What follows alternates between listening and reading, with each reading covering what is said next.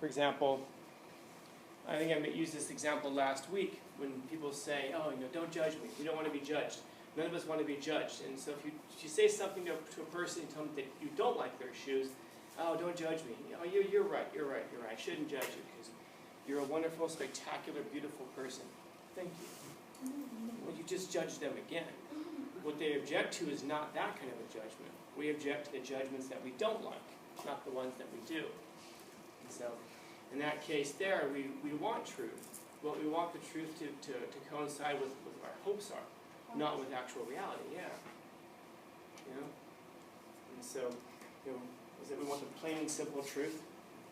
It was Wild, I think, you said that the truth is rarely plain and never simple. Or never pure.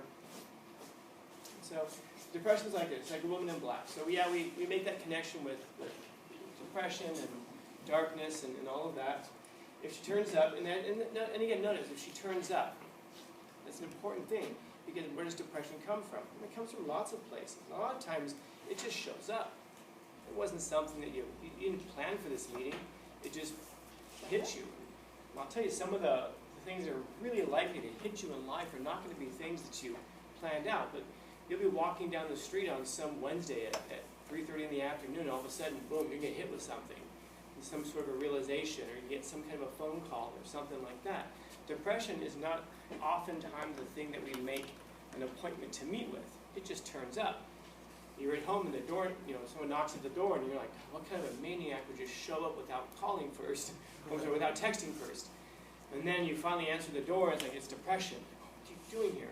It just turns up. And he's saying not to shoo the depression away, but instead to invite her in and offer her a seat, make her feel comfortable, treat her like a guest. And again, because a guest is something that's temporary. It's not going to stay forever. And until we realize that a lot of times our emotions are exactly that, then we're going to feel like these things are permanent. Yeah. There was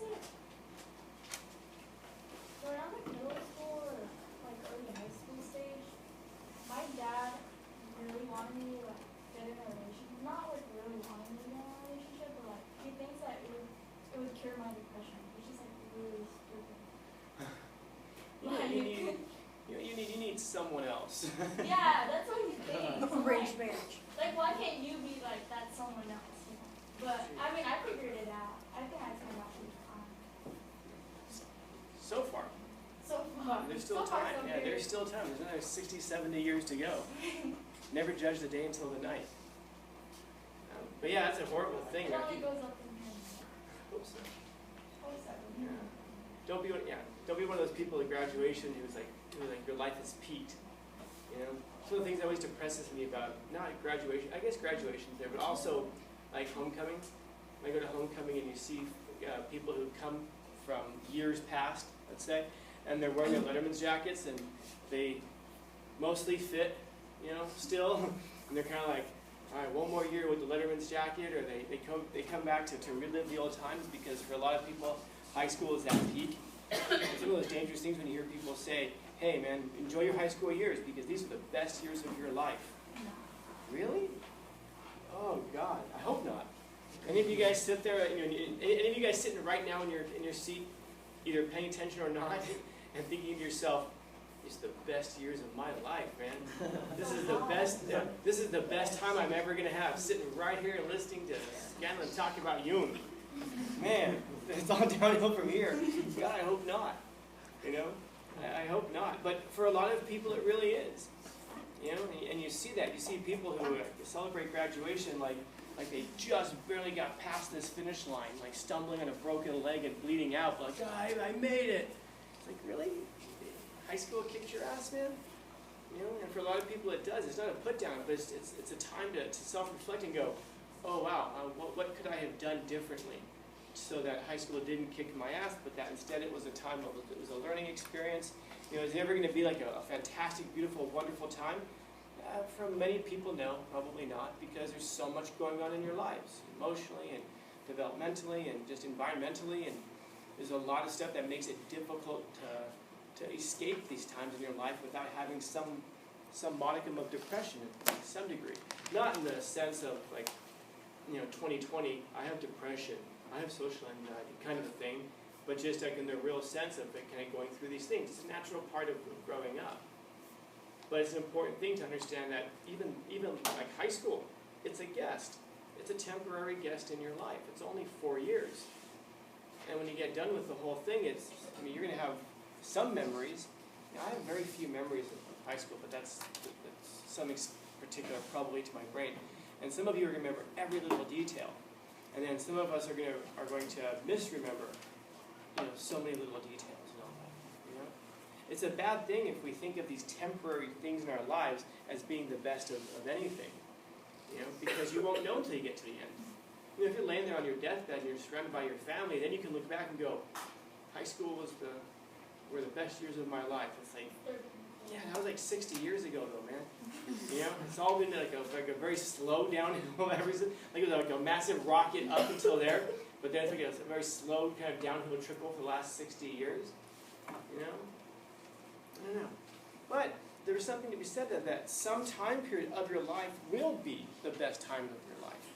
And you probably won't recognize it again until afterwards when you're looking back on a life. And that's when we'll realize that those were the best years. We've got to understand that these things, that they come and go.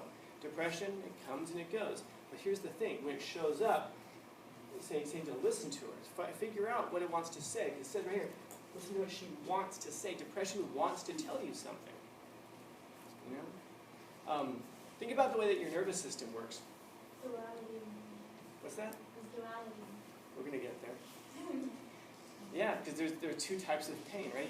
So you have if you pinch yourself, and you sit there and you pinch yourself really, really hard, what's the worst that's going to happen if I pinch my arm like this for a while? You'll get used to the pain. Yeah, it's going to get red, it's going to hurt. Maybe I'll get used to the pain. I'm not getting used to it right now, this kind of sucks. Is this going to kill me? No. Is this going to put me at some sort of a massive disadvantage? No. But if you take someone's arm and you just start twisting it until it breaks, yeah, that's going to be problematic for you. Think of there's a significant distinction between pain and injury. Pain is something that you go through and that you can survive. And an injury is something that you better fix it fast, otherwise really, really bad stuff is going to happen to you. Your nervous system, the reason that you get pain is because it's warning you, if you keep doing this, there's going to be problems. You take a knife and you start to poke on your skin right here, you'll feel it's going to hurt. Why? Because the more severe version of that is all the way through. And it's going to be significant damage. Injury brings about damage. You can survive pain if you learn how to get used to it, if you learn how to cope with it, if you understand that pain is a teaching mechanism. If this hurts, like this, what can you do to make the pain go away? Stop doing it. Stop doing it. Or, yeah, you can't keep going until you get used to it. That's not going to stop the damage from happening. That just means that you're used to being damaged. And that's not a great place to be, because that's kind of like your arm is going in a different direction, it's completely broken, you're like, it's okay, I learned how to cope with a broken arm. Then yeah, I suppose you can, but you're never going to, but think about the ways that you have to kind of cope with that. Who's going to snap their arm and just go, I'm cool, man. You're going to take a lot of painkillers, you're going to be on morphine, you may even get addicted to some things, because you're using those things to cover up what the real problem is, which is you never should have been doing this in the first place. And then once you do it, snap, you don't want to compound the problem by getting addicted to certain things. Sometimes you can't, it's difficult to avoid. It's true, it's hard to do. But the point is that unless we deal with the actual problem itself, what can you do? Just stop doing it, or move your arm out of the way. Once you figure that out and how to do that metaphorically in your other situations, then you're going to stop you can stop the pain from becoming injury. Because injury is the thing that leads to you being in life jaded, angry, full of contempt, not trusting people, anxious, depressed, all of those kinds of things. Yeah.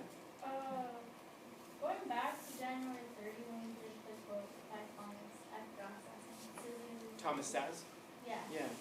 Psychiatrist? Yeah, so he was talking about how the conscious learning requires the willingness to suffer an injury, and it kind of just clicked to me right now what you're talking about, the injury, and learning about your depression, that you learn something a part of yourself, like what your body is telling you.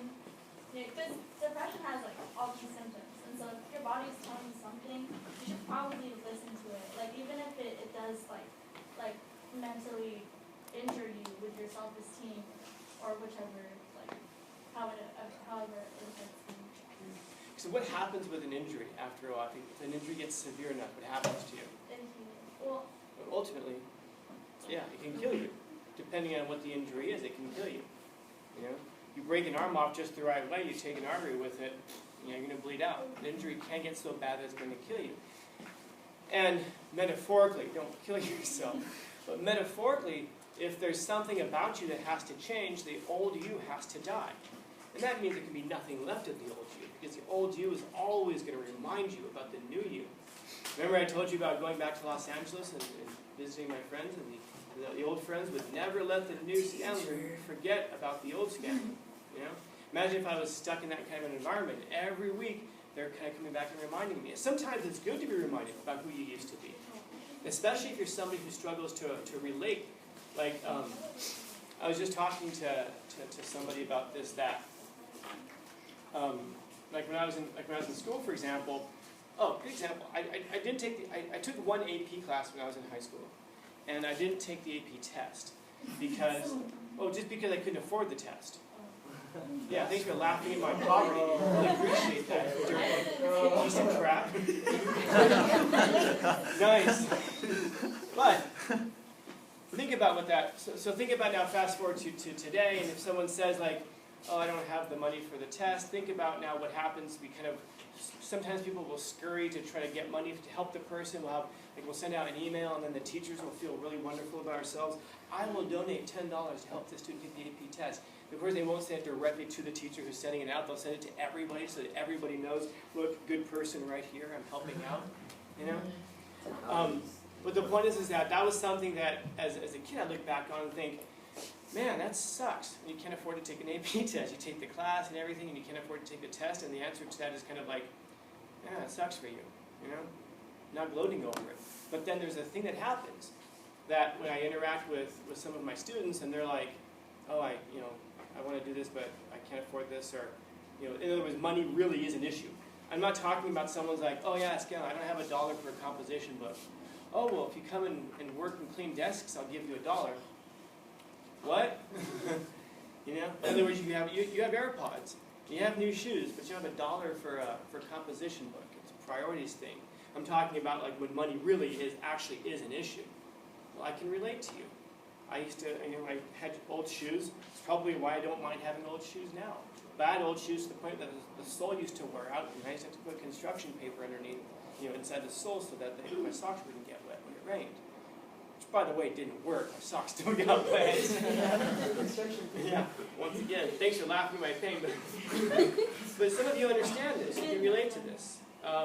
If any of you have ever been homeless before, yeah, I was homeless as well for a little bit. I get it. I've been there. If you go through these things and you can understand it, you can relate to it to an extent. If instead you've never been through it, it makes it difficult for you to relate. And so I'm not saying that if you can't afford the AP test, just buck up and take it, and then don't take it. But what I am saying is you lose the opportunity to experience something that will help you relate to others later on down the road. And rather than it being something necessarily positive, I'm not saying it's bad to take the money, I'm just saying, consider this, that you lose an opportunity to develop empathy for people who really do struggle and suffer. You lose an opportunity to develop that. And so maybe today it holds you back, but maybe later on in the future, because you have that empathy, you have the ability to relate to people better. You become a better person, you become a kinder person. And so sometimes we rob ourselves of these chances, of these opportunities. So he's saying to invite the depression in, find out what it wants, because depression is just like that person pinching your arm or tweaking your wrist. It isn't the thing itself. There's something behind it. So depression might come in and be like, oh, so what's causing you? Here's what's causing me. When you were 10 years old, you're bitten by a dog or whatever. And then depression will tell you, if you listen to it, where it's coming from. And then once you deal with it, well then, it goes away. And then, next time it happens again, you can deal with it then as well. The chances are, I think, what Jung is getting at here is that once you deal with it, you find out what it wants, it's not so scary anymore. It's not so mysterious anymore. In other words, you won't have to be like, oh, depression's here. La, la, la, I can't hear you. It's knocking at the door. You open up the door and be like, oh, my old friend, come on in. You're back. Yeah, I'm back. Oh, man, are we afraid of dogs again? Yeah, we're forgetting about what it was like, when you're bitten. No, I hear you. Also, yeah, also you're not being as empathetic as you usually are. Remember how poor you used to be? Yeah, you're right. You're right. I'm forgetting that. I'm successful now and everything, so I'm remembering, I'm forgetting what it was like to struggle like that. It's easy for me to say, you should just overcome, because I did. You're right. I should remember those sorts of things, because it's bad for my soul not to. So, once in a while, if it comes back, you deal with it. But it doesn't. One thing we know for sure, it doesn't go away. Some of you will find this out. If you owe money to somebody, the person doesn't go away just because you don't answer the door. If they're going to knock and knock, they're going to call, they're going to check the windows, and they're going to, until you deal with that issue, then they'll stop coming around. Yeah. Can you go a little bit into SAD and how so weather kind of fits? No, SAD, seasonal affective disorder. Yeah. SEAC. That's a, yeah. Like how, because in Washington, statistics shows, it's proven that people are, they get so much more rain in Seattle that they're more depressed. It really shows. So I want to, kind of know the relation between that. But if you don't want to get into it, it's fine. No, I can. Anybody else about this stuff? Yeah. I will address it. Fellow older quotes that we did, text, it talks about knowing your own darkness, and it can help you know other people too. Yeah. Yeah, how do you know a person? By talking to them. I think about some people, some people will just look at you. It's like, oh, I know what they're like just by looking at them. It's like, I always think about that. Like, gosh, how many, you must have read so many books just by looking at their covers, didn't you? You must be so brilliant, at least convinced of it. A couple of years ago, a student here told me that there was another teacher who mentioned me in class in a negative way. And the student said to the person, hey, you should talk to Scal and find out what he really believes. Because, the person was taking it off of what I say in class as being what I actually believe. And this teacher told the student, I don't have to talk to Scanlon to know what he believes. And I only mention it because there was more than one student who told me, there's more than one student who told me the same story. And I just thought, well, gosh, yeah, same teacher. And I think, well, goodness, how else would you know a person? Now again, notice that I can make the same mistake, right? I can sit there and go, oh, this teacher's a piece of garbage. Well, no, because just like what I say in class isn't necessarily my point of view, I don't know what this person said. I don't know if there was a teachable moment. I don't know if the person was being satirical. I don't know.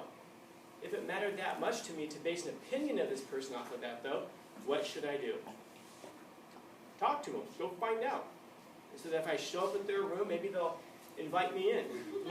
Maybe. Yeah, maybe. Maybe they'll find out what I want. Maybe, especially if I wear a black dress. You're going to have to get into their heads, though. Knowing you. If I wear a black dress? Oh, yeah. Yeah, what are you going through, man? Come on in. The new fashion. But this is the thing. Like I talk about, especially with the things that we look at. You can use it for good or evil. The things that we talk about, the ideas that we look at, the people who we're studying, could they teach you how to use this stuff for evil? Well, yeah, of course. It's just like, why should you become an articulate personality? So that you can become a powerful person with a powerful personality within the world. Articulate people seem to get what they want because words are we think of, oh, it's action. Yeah, man. Who are some of the greatest people you can imagine, you can think of in your head? When you think about people who we think of as being heroes throughout history, by and large, they're going to be people who use their words. Like we ask them, who's a personal hero? They'll say, oh, Martin Luther King Jr. The guy never picked up a gun or a sword. Even if we think about Malcolm X didn't pick up a gun or a sword. It's very fiery rhetoric. These people motivated people with their speeches. Even if you're thinking about great military commanders, think about a great military commander who's not famous for having a powerful speech. And so why should you become an articulate personality? Because it will help you improve your situation in life. And by the way, if you can improve your situation in life, what are you going to want to do? If you understand the notion of the good, like what Socrates is talking about, well, you're going to want to do good. If you understand the notion of the good and the virtue of the good, you're going to pursue the good and do the good. You know? Is that true for every single person in the world? No, nothing is everything. There are psychopaths, there are sociopaths, there are people with these personality differences. You know, I'm not sure we want to call it a defect or a flaw, but you get the idea. And so, like anything else, you can use these things for good or evil. And if you're not studying it, if you're not learning it, it's going to be used on you, maybe for good or evil, because you won't even recognize it when it's happening. And remember, we've talked about before, you don't know what you don't know. So if you don't know how this stuff operates, you might be operating in the world thinking, yeah, man, I ain't falling for nothing, I ain't falling for nothing. But you constantly are. You just don't realize it because you don't know what you don't know. You know, like there are groups of students who I hear talking, and they complain about students who sign up for the military, and I call, man, you're just brainwashed. Really? But you're not. You know? You're not, though. But everybody else is. You know? You don't know what you don't know. And I'm not saying anybody is or isn't. All I'm saying is that's a heck of a statement to make to somebody. You know? Similarly, by the way, I hear students who are anti, military and all that, and people will say to them, you're brainwashed as well. Are they? I don't know. How can I know? How can I find out? Talk to them. You know? Find out what they're saying. And if I understand what they're saying, and if I understand where they're coming from, I understand them. And so I think you're going to find that in life. The people you have the biggest differences with will be people that you can, if you sit and talk with them, they'll be completely off different. I'll leave it with this before I address the seasons. But have any of you ever heard of a guy named Daryl Davis? If you don't, you should. You should find out about him. Daryl Davis. Daryl Davis, he's a black dude. He's about like yay big. You know, he wears like weird shirts and ties and stuff like that. But he's well known for, when I get the language correct, converted or having played a role in converting over 200 people out of the KKK. In other words, he's a black dude who has helped 200 people get out of the KKK. And he didn't help them in the sense that they were there like, I want to leave, but can you help me? And he wasn't like running an underground railroad to get them out of there. How is it that he got people out of there? Take one guess. He talked to them. He just shows up. He just shows up at a place in Alabama that's known for having Klan members that hang out at the bar. He shows up and he talks to them.